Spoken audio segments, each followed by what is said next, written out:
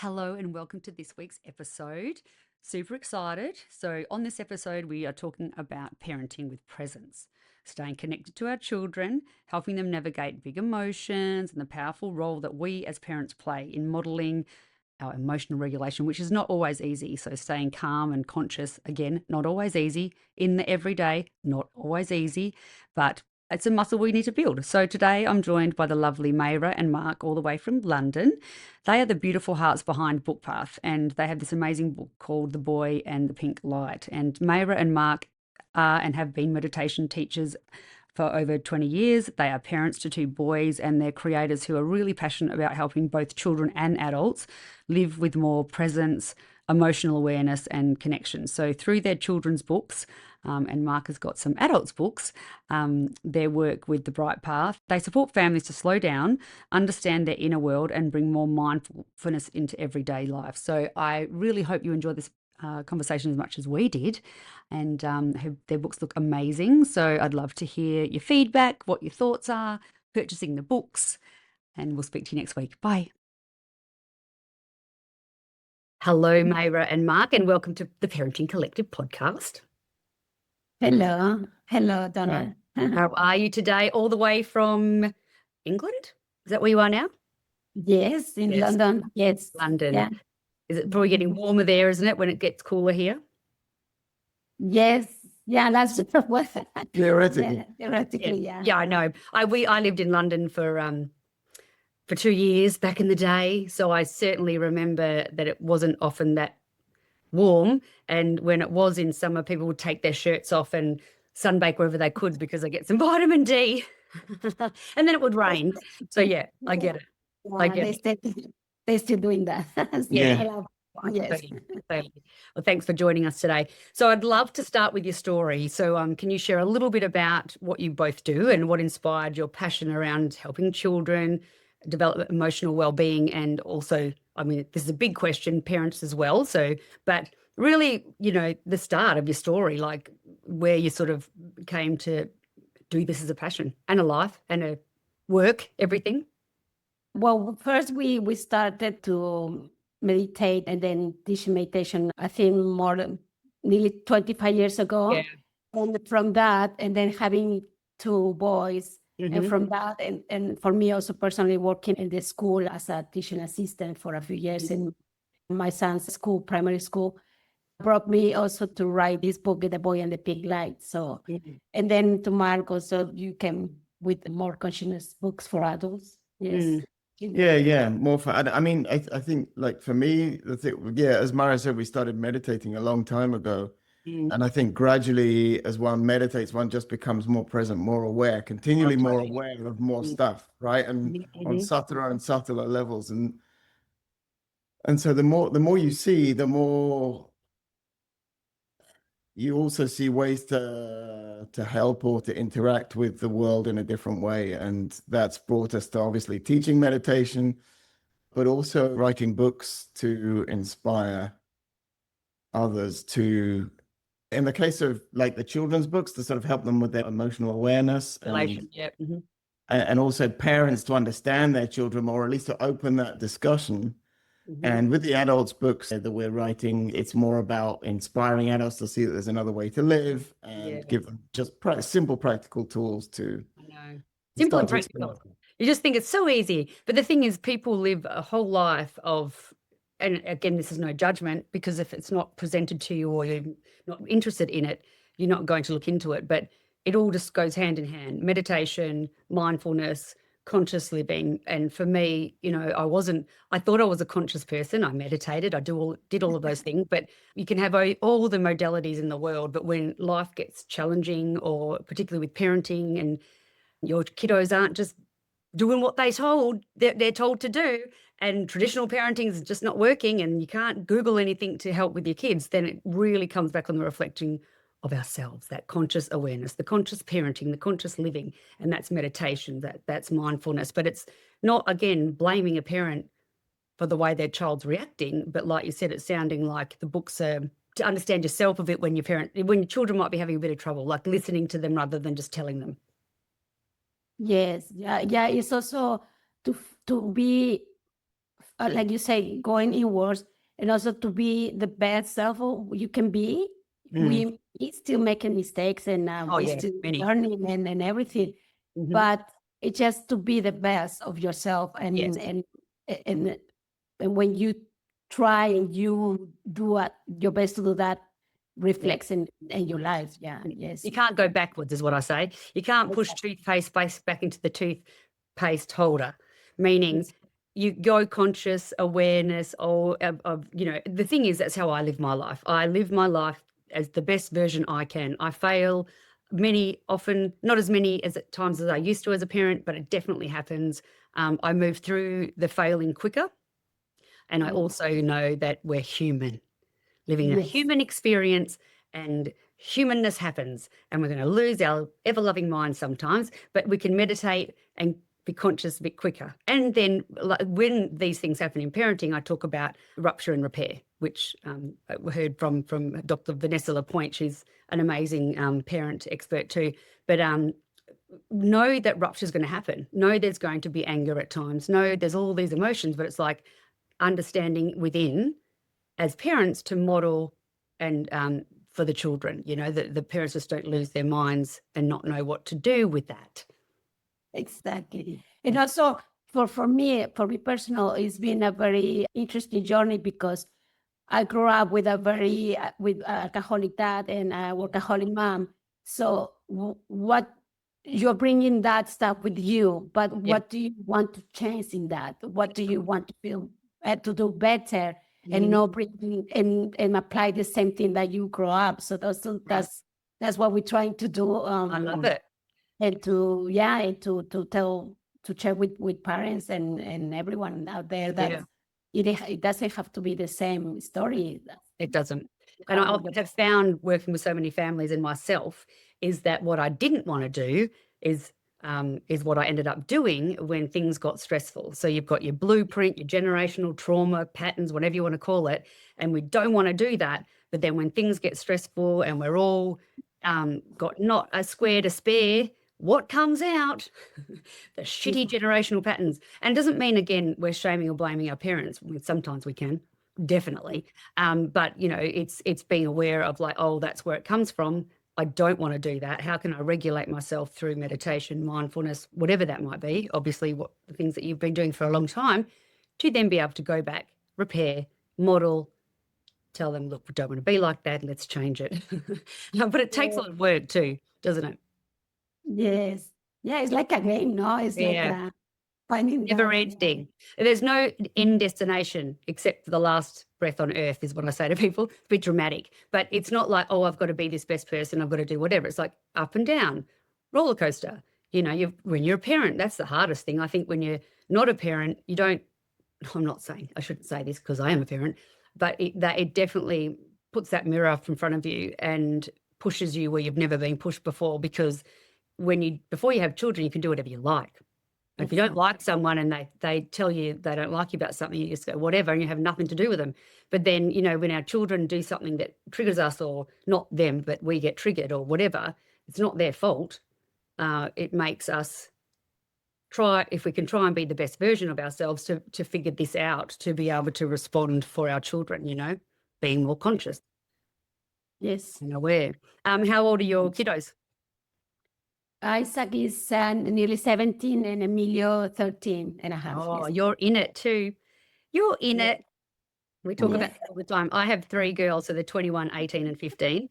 I feel like, I know. Everyone says that. My poor husband's probably the one that needs to be given a medal. But this is why I do what I do, because it didn't work. Traditional, just having a nice family and providing and being nice people wasn't enough. And so nothing was out there that was going to help us with what was happening with our children and parenting, because once they get for us and a lot of people, hormones change, school, all of things, life happens. The old style of traditional parenting doesn't work. Well, maybe it does for some people, but it just doesn't. And then you start having conflict and so you can do all the meditation in the world, and if there's still conflict, we've got to get into those triggers. So I'm sure they're very good boys. If I And was, you don't have to worry about anything at all. But they've got parents that can, teach them how to regulate. So a little bit about that too then. So obviously you're in it, your parents, you're nodding your head a lot because you know what I'm talking about because we're going through it. And obviously having these tools. So many parents today that I'm working with, and obviously you speak to as well, are raising children in such a fast-paced world. We know that. And it's overwhelming. It's overwhelming for the children. It's overwhelming for the parents. The parents don't have the support needed to help them with the overwhelm. And it can be as simple as learning how to meditate, learning how to do somatics, learning how to go out and ground yourself on bare feet in the grass. All of these small things I talk about to my clients that people don't even think. They stay in the stressful house trying to get everyone to do everything and it's not working. Then they go to work, probably not as stressed, and then come back to the stress, it's just constant. So it's like talking to people like yourself and me spreading that word of like, there are circuit breakers, micro circuit breakers we can do for our parental nervous system for our children. Like all of this is really normal. We can't just be all zen and meditate and be relaxed all the time. That's not reality either, but it's like understanding this a bit more, like having books like yourself, like people can find that they can read to their children, because that's a beautiful thing, to be able to not just model it, but to be able to read stories about it, because that's a beautiful thing that people have not got enough time to do it, but they need to with their reading and stuff like that. So then in regards to that, and obviously we're talking about this quite a lot, why do you believe the mindfulness and sort of the emotional awareness, the consciousness that we're talking about is such an important skill that we should be trying to support parents to understand, to then be able to support their children? So I would say that really presence of mind is really the foundation for everything.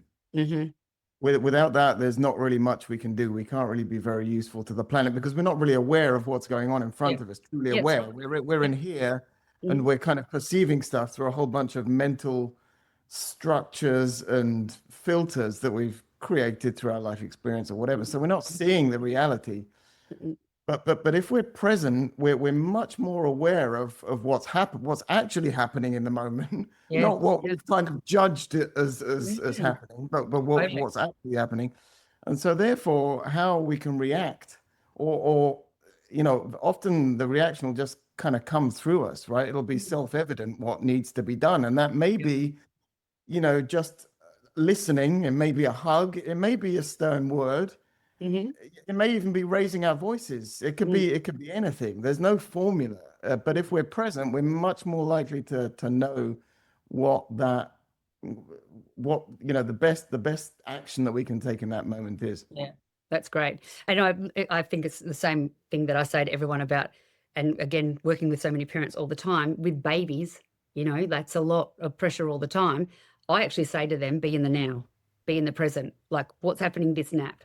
Don't think about what's happening tomorrow and it's not going to work or whatever. It's like being present now, like stopping, being aware. And the thing is, it takes a bit of practice to become present, doesn't it? It's not just like we're saying, hey, be present, stay in the now. And they're like, oh, that's going to come easy.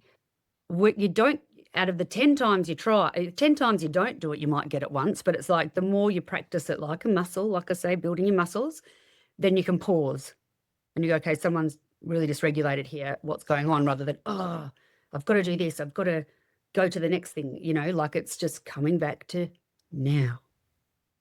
Yes. Yeah. Yeah. And also, for me also, meditating, do my meditation is releasing the stress.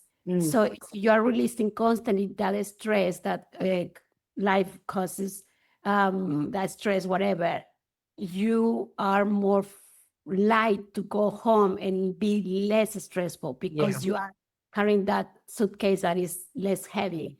That's why it's very important also to start with ourselves, because we are lighter, and at home we can be a bit lighter and functionally be more present. Yeah. Present, and talking about when we're talking about this is the nervous system regulation, we just go back to biological science stuff. Our amygdalas are on fire. You know, I talk about amygdala all the time. Some people have never heard of it, but it's the fight flight response. You guys would absolutely know about it. But it's trying to calm the fire of the nervous system before you get into the fire. So it's not always just having a calm nervous system and having your tools in the moment. It's like daily, isn't it? Like a little bit of practice for your nervous system. Mm-hmm. Yes. Yes, well, that is very, very, very true. So a little bit about the book. I want to hear a little bit more about the book. So tell me about, the concept and the idea and the message for the children and for parents, and what families might take away from it, what the concept was when you thought about doing it. Yeah, the boy in the pink light is the pink light is an ancient technique, but we know about it because of our meditation, and it's a very, very simple technique. Mm-hmm. And together with our meditation that we do, the pink light helped me to heal also relationship with my dad. Mm-hmm. So when I was working in the nursery, I noticed that some children, unfortunately, they don't have the same privilege of having present parents or more caring parents. I was feeling like, oh my goodness, I need to do something. I would like to do something about it. And as much as you are present and caring in the nursery, my work used to finish in that when they went back to home. Mm-hmm. So the idea came with this from that experience in nursery. But at the same time, it is not just for children, mainly it's for parents, how parents can help, like Marc mentioned before, to parents to be aware of the children when they are feeling sad or angry. Not just, for me, I grew up saying, okay, don't cry, you don't feel like that. So I wanted to change something in there, that the parents can be more aware of their feelings, or they'll listen more. And also for themselves to go inwards and see, okay, I'm feeling stressed also, why I'm feeling stressed. Mm-hmm. So it's a combination of this pink light and the boy discovering that whatever he's feeling, just go back to his heart, because this is a very safe place. Yes. Because obviously, well, for me, it's very important to feel safe here and secure here. And the moment I feel like that, everything maybe opens, or maybe go with the flow. So that was the main reason. That's beautiful. Really beautiful. Yeah, it's beautiful. And I haven't read it, but I will. But I'm very interested to find out about it. But that is about, again, this sounds so cliche, but it's no matter what chaos might be going on around you, because again, this is lived experience. I still have my beautiful chaos, but I'm okay. Not okay all the time, but it's that pink light within. It's that safeness here. And that's taken 50 years for me to get to that, really, with all the work that I've done on myself and all the different modalities, to finally get to a place of like, it's okay, is a beautiful place to be. And I think if parents can hear that anyone can get there, they really can, no matter what's going on in their life, that it takes work. But if you can get that yourself within parents, and then be able to support your children to understand that their worlds are going to be a lot less heavier. Exactly. And what a beautiful way to have a conversation as a mom or dad, or your son, your daughter, and they see that this is something real, and it's okay to talk about feelings. It's okay to talk about stuff, because sometimes maybe the kids see these adults like, my goodness, the best thing, but they see us also vulnerable. That's the best thing. I never saw my parents like that, and what a gift to allow them to feel like that too. Yeah, and they're going. There's a lot of research that's been done on this, and you would know this, but and this is what we talk about, the conscious parenting movement, or it's been around. Like I studied with Dr. Shafali, who is the founder of it. Not that it's never been around before, but it's all of this combined. It's not permissive, like I say, or gentle, or no boundaries, or no whatever. It's not that. It's being calm, modeling, supporting them to understand that this is how you can be as an adult. Like, it sounds pretty simple, doesn't it? But when we can really connect that to parents to understand it works, then our kids are relaxed, that they can have a big tanty and you're not going to lose your mind. Like I, again, have a lived experience of this, of a child that was really compliant. We thought, wow, we're the best parents ever. Then one that was gorgeous but was fiery, and then we wanted to fix that fiery behavior, and that destroyed her, right? We didn't mean to do that. But then when we got to teenage years, she was not connected to us. She was fiery, and that's our fault. And again, it's not blame, shame, or guilt, but there is guilt in there. But a lived experience of changing the way that we live like this. And my husband's not quite in the same book as me, but he's done the changing. It works. We've got a very strong-willed, beautiful, amazing 18-year-old who can have a tantrum, not tantrum, but, can express her. She's not frightened of us. We're not trying to shut her down. But when she was younger, we tried to shut it down because we're like, that's loud, like that's bad behavior. But really it was age-appropriate loudness. And rather than going, oh, it's okay that you hit, we're not talking about that. We're like, we're educating them like to know they can't regulate. So we've got to learn how to regulate. So, and the thing is, as you guys are sitting there and doing all that you're doing, that this kind of living works for not only adults, parents, but inevitably helps our children, Mm-hmm. and that's obviously where your passion's from is so deeply. Have you got lots of book concepts up your sleeves still? More books to come out, or? Yes, yeah, hopefully, yeah. Then another one coming. Well, you already have one for adults, let's say, but Yeah. So, Marc, what are the books that you're targeting? Parents or just adults or? Yeah, mainly adults. We have another children's book, which is about, it's really the main theme is experiencing things for yourself. Mm-hmm. I.e., rather than taking on concepts and beliefs from other people, it's about experiencing it for yourself. Yeah. So that'll be coming out, I think, in a few months' time. And then other adult books are one is really a description of what a present life can be. Mm-hmm. What it means, how it changes stage by stage. Love it. As an inspiration more than anything else. And then there are a few exercises included in that as well, just to help people start exploring. I love that. Love it. Love it. I'll be Yeah.